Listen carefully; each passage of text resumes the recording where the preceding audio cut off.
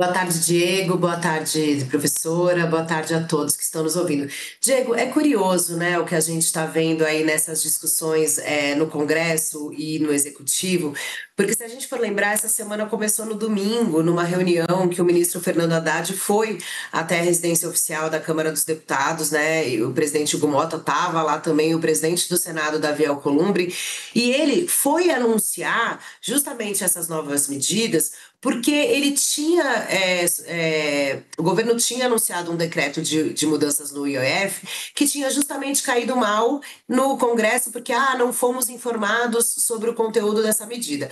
Dessa vez, o ministro Fernando Haddad foi lá, ficou 3 horas no domingo explicando, depois falou para a imprensa parte dessas medidas que ainda vão ser enviadas no Congresso, e a reação começou um pouco antes. E aí. É aquela coisa, é quando você aponta um dedo, né? Tem outros quatro apontando para você, né? Porque o Congresso fala assim: o governo precisa cortar despesas. É evidente que essa discussão também precisa ser feita num melhor funcionamento da máquina pública. E aí a gente pode debater uma série de questões que são muito difíceis de serem debatidas, com uma série de lobbies e outros interesses por trás, para enxugar a máquina pública e os custos da máquina pública e da estrutura da máquina pública, que de fato são muito altos. E aí, nos três poderes, né? No executivo, no legislativo e no judiciário também, que a gente fala da questão dos super salários. O ministro Fernando Haddad apresenta essas novas propostas de compensação do IOF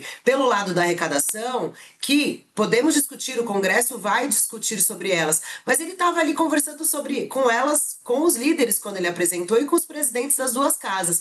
E aí, logo na segunda-feira de manhã, num evento em São Paulo, o Hugo Mota já fala assim: não, o Congresso vai resistir a tudo isso. De novo, a gente fez uma matéria, o Lucas Borges Teixeira fez há algumas semanas uma matéria que no Planalto a avaliação era que o ministro Fernando Haddad falava e o presidente Lula não escutava. Parece que aconteceu a mesma coisa com os parlamentares. O ministro Fernando Haddad falou, os parlamentares não escutaram, e aí hoje, quando ele vai ao Congresso explicar e detalhar mais as medidas, ele é alvo, a gente vai detalhar mais aqui, de uma série de hostilidades, quando também não parece ter, o Congresso não parece olhar para si e ver que é preciso discutir também cortes na carne, não só no Executivo, mas também no Congresso. E aí também tem outras questões que politicamente são difíceis de serem colocadas na discussão, mas que se o país quer enfrentar a questão de ajuste nas contas públicas de verdade, eles precisam ser enfrentados, como o ministro colocou hoje, que são a questão de super salários, ou questão da aposentadoria dos militares, ou alguns outros benefícios, a reforma tão sonhada, a reforma administrativa que se fala muito e se faz pouco. Então é aquela coisa, para usar uma palavra, fazendo um gancho com outro assunto do ex-presidente Jair Bolsonaro, a retórica, né? Fica todo mundo na sua retórica. Então o Congresso fala: olha, não queremos essas medidas, mas também o que apresenta o Congresso em contrapartida para isso, né? Aí, para analisar a notícia que você trouxe mesmo de fato hoje, quando, de fato, uma bancada forte, que é a federação entre União Brasil e PP, diz que vai se posicionar contra essas medidas, já fica de largada, de saída, muito difícil para o governo começar essa discussão, porque você vai ter muitas dificuldades para angariar a base. Então, há aí uma dificuldade do ministro Fernando Haddad, que está aí quase uma ilha nessa discussão, e os parlamentares que recebem ele, ouvem ele, mas ele não conseguiu convencê-los. Então, me parece a recalibragem que o Haddad falou que já ia fazer no IOF e que ele imaginava estar fazendo com essas novas medidas, vai ter que ser recalibrada de novo, Diego. Acho que essas medidas que foram previamente anunciadas no fim de semana, que ainda não chegaram no Congresso, devem ter que passar por novos ajustes aí antes de chegar, ou o governo vai bancar elas como ele quer, né, e vai mandar, sabendo que o Congresso vai ou não aprovar ou modificá-las por completo. Enfim, é uma situação muito difícil. E aí o que fica pior, eu tô vendo que daqui a pouco a gente vai ter também o Felipe Salto aqui para ele explicar, o que fica difícil em tudo isso é qual é a credibilidade e a confiança dos agentes do mercado financeiro com o que o Brasil está fazendo, com o que o Congresso Nacional e com o que o Executivo estão realmente colocando na mesa, né? Fica difícil a gente saber, porque parece que tem milhões de ideias e nenhuma delas vai para frente. Calil, boa tarde. E é claro que o Congresso chega ali na hora de pedir cortes, é muito valente, mas também não quer cortar na própria carne, como disse aí Carla Araújo, né? Claro que também o governo tem que pensar em cortes, é necessário, e é importante chegar na base de cima também, né, Calil, porque aqui embaixo eu digo a gente de classe média para baixo, já sofre bastante. Boa tarde. Boa tarde, Diego. Boa tarde, Carla. Boa tarde a todo mundo que nos acompanha. Eu acho que além de um debate econômico, né, relacionado a questões fiscais, tributárias, eu acho que tem um debate político, né?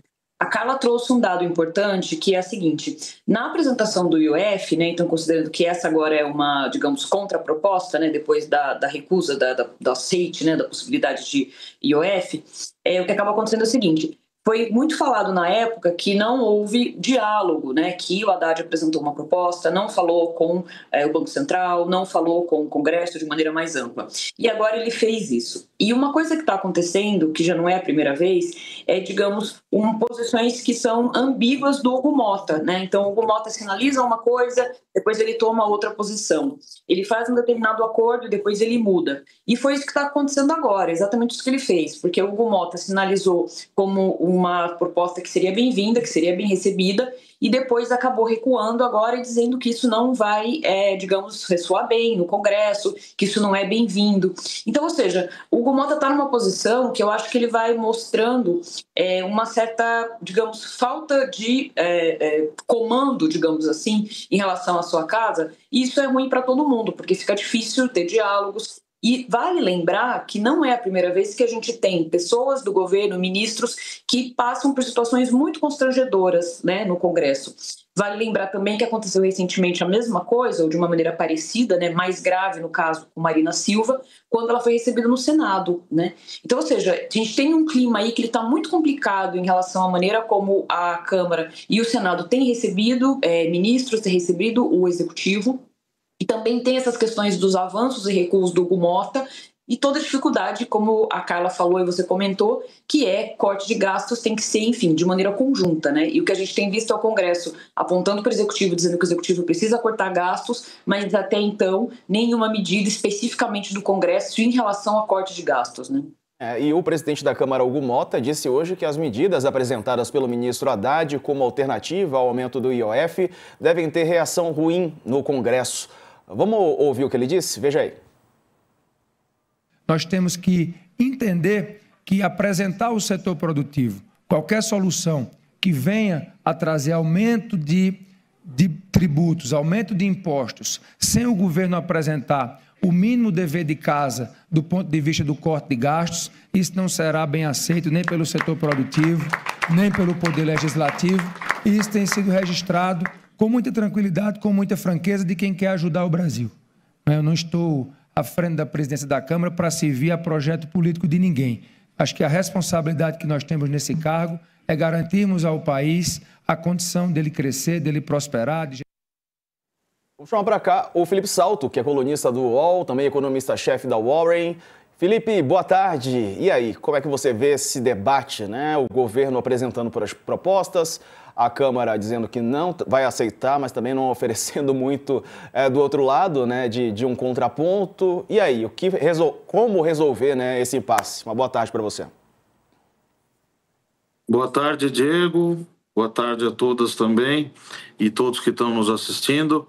Eu vejo da seguinte maneira: há uma certa hipocrisia da parte do Congresso que chega a impressionar. Porque, veja, por acaso o Congresso está disposto a cortar despesa?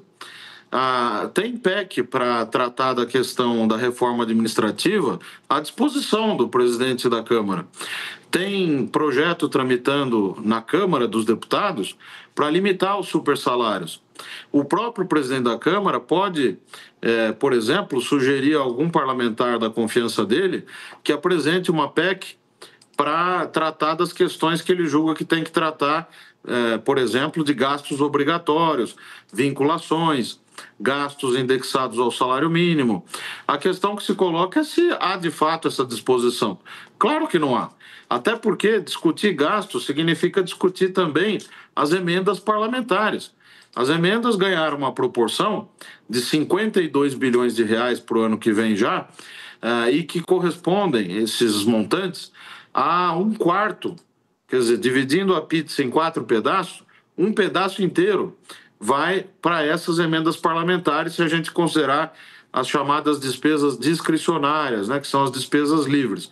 Então, é verdade, sim, que o Executivo falha em não apresentar propostas de cortes de despesas, mas, ao mesmo tempo, eu não vejo essa disposição do lado do Congresso Nacional, né? E, mais do que isso, esses ajustes que estão sendo enviados, ou que vão ser enviados, de tributar títulos isentos e que vão continuar diferenciados depois desses 5%, de mexer, por exemplo, na tabela do imposto de renda, aumentando a isenção e tributando mais o andar de cima, a medida também que tem a ver com a CSLL para parte do setor financeiro que recolhe só 9%, todas essas ações, o corte de gastos tributários, elas são importantes, são relevantes. Agora, esse tipo de relação que nós estamos vendo entre o Executivo e o Legislativo, em que se faz uma reunião com todos os homens mais importantes aí, personalidades importantes da República, no domingo à noite, e no dia seguinte já se sai falando à imprensa e em eventos públicos exatamente o contrário, é uma coisa que nos preocupa muito, né? É verdade. Bom, ô Salto, e faltando pouco tempo, né, para a apresentação desse projeto e para haver algum entendimento, né? Não havendo, e aí, o que acontece?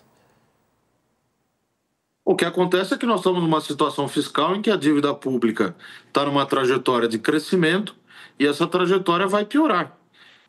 Ainda que você consiga, por exemplo, fazer mudanças na meta fiscal do ano que vem para tentar resolver o problema de curto prazo, isso vai significar um déficit primário ainda maior.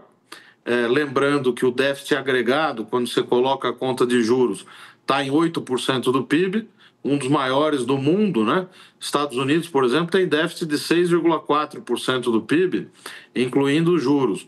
Então, se não avançar a agenda do ajuste fiscal, nós vamos para o vinagre. Essa é que é a verdade. Nós vamos para uma situação muito difícil, em que não vai mais haver espaço, Diego, para fazer cortes, por exemplo, daquele tipo que foi feito esse ano, aqueles 31,3 bilhões que a gente chama de contingenciamento, que são os cortes orçamentários que você faz já com o orçamento aprovado. Por que não vai ter mais espaço?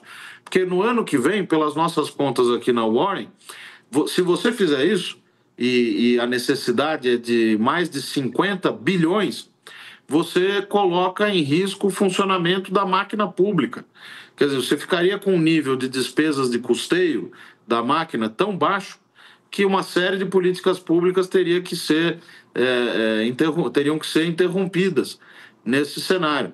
Então é muito grave, o Congresso precisa pôr a mão na consciência, avançar com as medidas que já estão na mesa e o Executivo, a parte dele, é apresentar uma lista de medidas também do lado da despesa, a meu ver.